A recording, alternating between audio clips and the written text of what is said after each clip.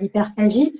Est-ce que tu aurais envie de définir ce qu'est l'hyperphagie? Parce que même moi, je me suis rendu compte qu'en fait, des 3 TCA, c'était celui qui était un peu le moins connu. Alors, Mm. est-ce que tu as une définition à nous Euh, donner?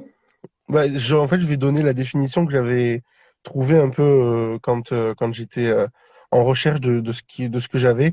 Euh, Premièrement, pour moi, c'est un peu une boulimie sans se faire vomir, sans chercher à éliminer.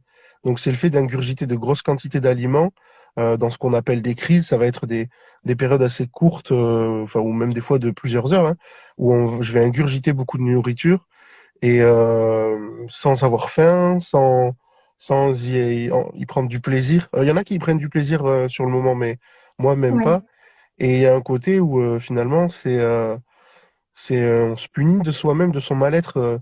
Il y en a pour qui c'est un peu comme un doudou, mais moi j'ai l'impression de encore plus me punir finalement. Et oui, c'est un peu une sorte de compulsion alimentaire, sauf que c'est contrairement à ça. la boulimie, on va pas chercher à éliminer quoi.